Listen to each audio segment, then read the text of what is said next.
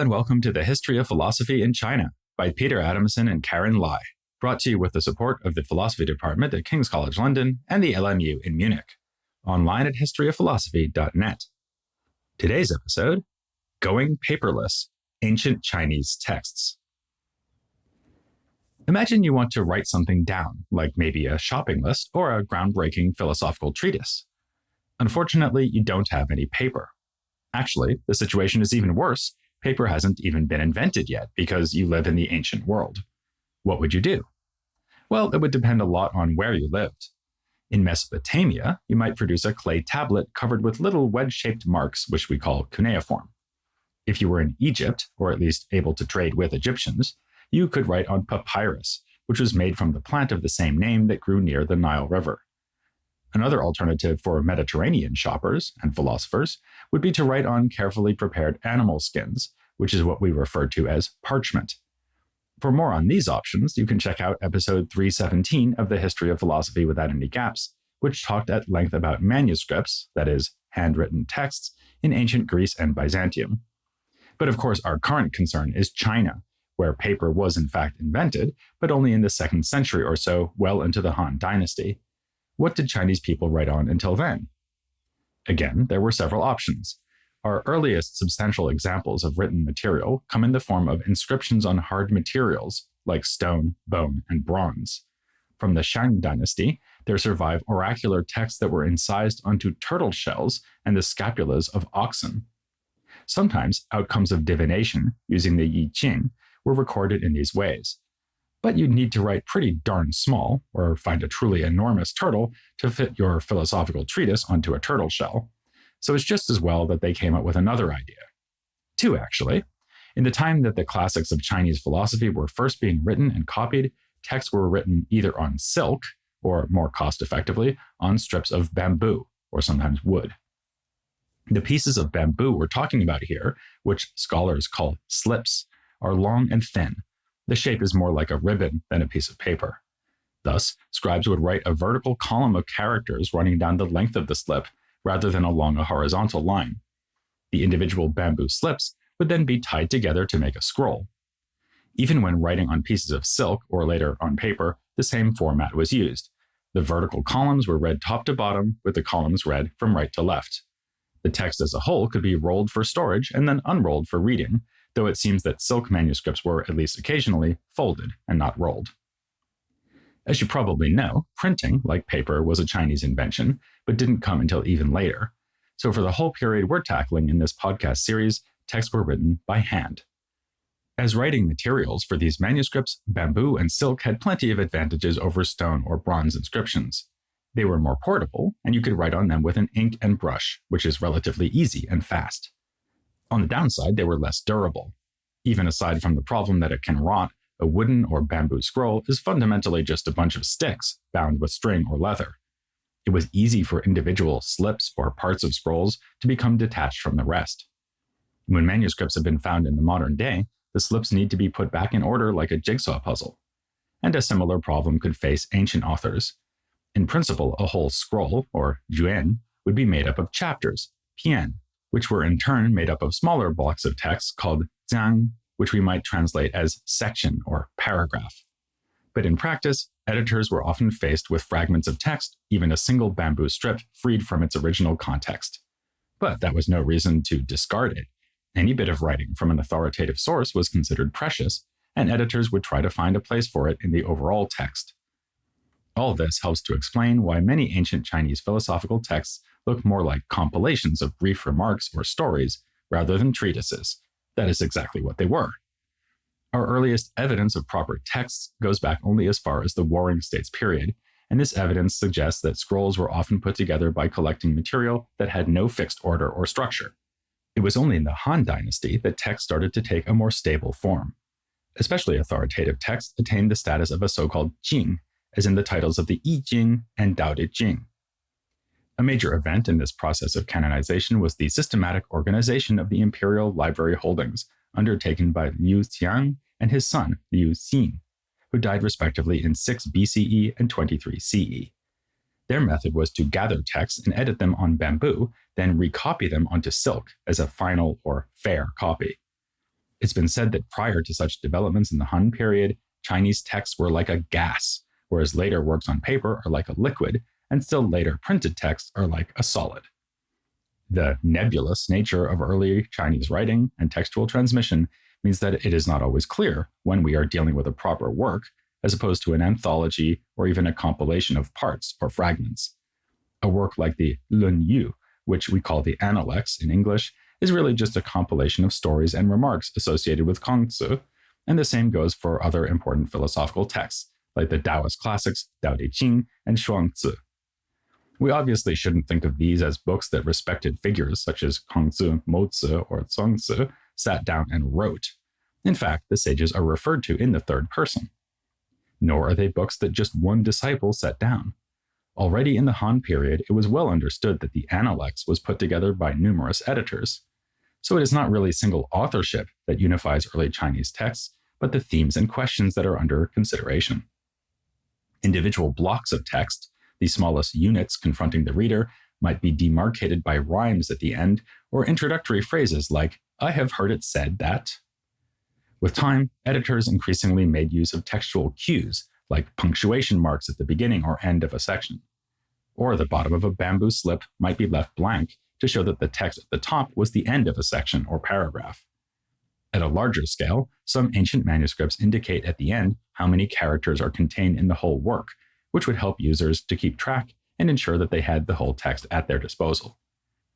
But these helpful editorial interventions should not distract us from the fact that what we call books or works may have originated as collections made up of many smaller bits of material.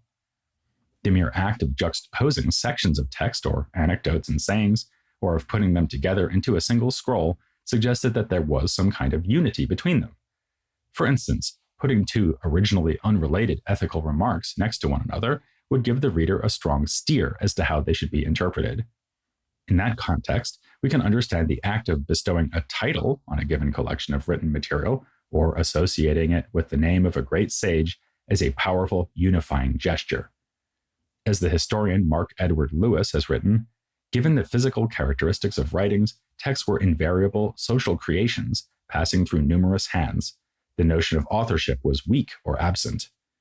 By contrast, the role of reader or transmitter involved a more active role than that assigned to someone who picks up a modern book. But this raises another question.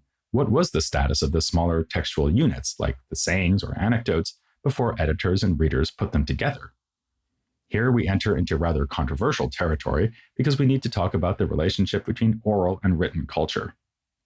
Obviously, ideas and traditions that were passed on orally through recitation and memory, rather than through manuscripts, are beyond our direct historical reach.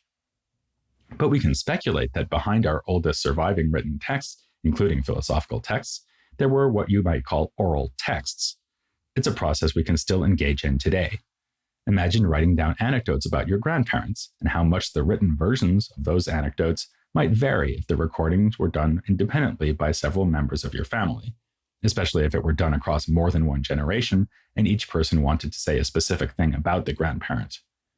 We might think of the references to Kongzi in the Analects or similar texts about other sages as being the result of that sort of process. Now, there is no doubt that oral traditions did feed into our written record. One sign of this is the use of repeated formulas or turns of phrase which would have aided memory, something we also see in the most ancient texts of other civilizations like the Upanishads in India or the poems that the Greeks ascribed to Homer. For example, in the I Ching, a text used for divination, which we've heard about in an earlier episode, there is a repeated invocation for the success of the divination, which goes Yuan Heng Li Jian. In the later Confucian tradition, the formula was given a different significance, as each of those 4 words was taken to represent a key virtue. Another striking feature of the I Ching are the line diagrams, which could have provided a way to organize and remember the divinations using visual cues. Again, that would make sense in an oral context. Furthermore, and also as in those other ancient civilizations, oral culture would only gradually have given way to a culture of writing. So for quite some time, we'd have oral and written transmission happening in parallel and influencing one another. None of this is really controversial. The trickier questions come when we try to evaluate the extent and nature of the oral transmission, especially in relation to specific texts. Some are skeptical about the extent of writing up through the Warring States period and think that up until the Qin and Han dynasties, we are mostly dealing with an oral culture. Clearly, they were writing things down in the Warring States' time, since we have manuscript evidence of that in the form of works excavated from burial sites. In fact, the so-called clerical script, standardly used by Han scholars, first emerged in the Warring States period. But one might suppose that books were still very rare, and that even the learned class would mostly have been relying on memory. Indeed, texts may first have been set down primarily as an aid to memory for people who were mostly accustomed to passing on their ideas in unwritten form. But then there is some evidence against this notion. For example, Huizi, a figure whom we'll later meet as the arguing partner of the Taoist sage Zhuangzi, is said to have produced enough words for a book collection that filled 5 carts. This doesn't need to be true, of course, but if the story was told, then it was at least found plausible in antiquity. More persuasively, there's a nifty trick that philologists can use to determine whether a text was transmitted orally or in writing. They look at errors in the text and think about whether the mistake is more likely to have come from a mishearing, as if someone dictated the name Karen to you and you wrote Karen, or from miscopying, as you might see the name Peter, misread the last 2 letters and copy it as Petal. Since we find mistakes of the latter kind in excavated texts from the Warring States period, it is clear that there was already a good deal of transmission going on from one piece of writing to another. The question of orality has played a role in debates over the genesis of individual philosophical texts, for example, the Mozi, the foundational text of Moism. As it happens, this is also one philosophical text that alludes specifically to the challenges of transmitting text in antiquity, as it remarks at one point that valuable information has sometimes been written down on metal or stone, for fear that it would be lost if recorded only on bamboo or silk. It's rather appropriate, then, that the story of its own composition and transmission should be controversial. In the 1980s, the scholar Angus Graham argued that the Mozi, as we have it, combines independent essays from 3 schools of Moists. He assumed that these schools had existed as rival groups whose contrasting interpretations were pursued in an oral context and only then written down in these sections of the Mozi. Against this, Eric Mader offered a still more complicated analysis. In an evocative analogy, he said that early Chinese texts were like loose-leaf ring binders for combining disparate materials that were already written. His own philological work on the Mozi suggested that a process of editing and compiling lay behind what looked at first like well-defined unitary sections of the work as a whole. Of course, this does not show that Moism was always tied to written books, but if Mader is right, then our work, the Mozi, is more than one step away from oral disputation. Ancient Chinese texts then frequently began life as compilations and selections of material which were then re-edited and recombined to reach their extant form.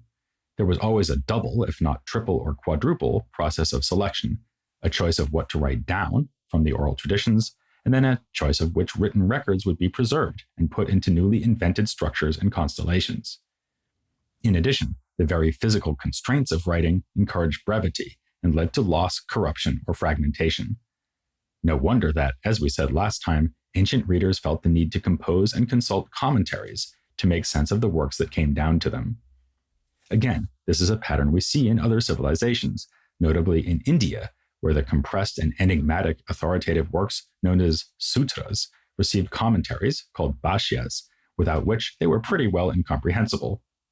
So here in China, too, foundational writings like the Confucian and Taoist classics have always been studied with the aid of subsequent commentary.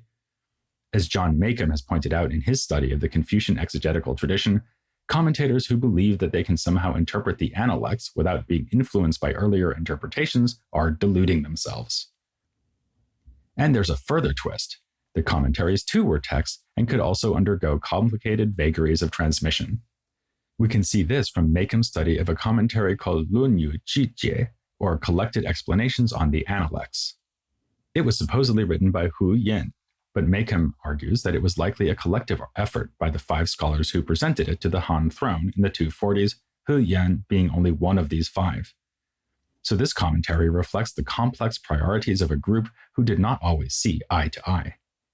In a further complication, Hu Yan and his colleagues did not so much write a commentary as compile one, drawing on what they deemed to be the best insights from the earlier commentaries. Here we have yet another process of selection, one guided by certain exegetical goals. For example, the team liked to use other classical works, especially the I Ching, as a key to interpret the Analects. They were also determined to absolve Kongzi of all fault, and in particular of lacking the favor of heaven.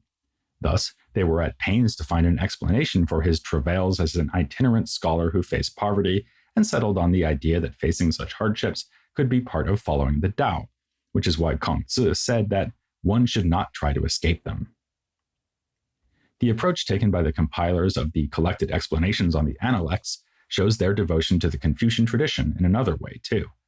Remember that Kongzi himself said that he was a transmitter of tradition, not a creator. To interpret a text by reworking and excerpting other interpreters was to follow his lead in this respect. Yet transmission can also be creative. A good deal of the intellectual originality in ancient Chinese texts is almost invisible because it consisted of the selection, editing, and interpretation of still earlier texts done by so-called scribes. Then, too, those earlier texts are now often lost, and it's hard to appreciate the choices made by the scribes when you don't know what was left out. As the self-effacing compilers of the collected explanations put it, by transmitting antiquity, yet not developing one's own account of that antiquity, by assuming a position among an assembled gathering, yet not seeking to distinguish oneself from that assembly, one's sole guide being the way, one may therefore be without a personal presence. Hopefully, this discussion of the nature of text has given you some insight into the sort of material we'll be dealing with going forward. But there's no substitute for hearing from someone who has worked with them directly. So next time, we'll speak to a scholar who has been working extensively with manuscript evidence that has been excavated in China over the past decades. Join us for our interview with Franklin Perkins, and you'll never have to feel bamboozled about the topic again. That's next time here on The History of Philosophy in China.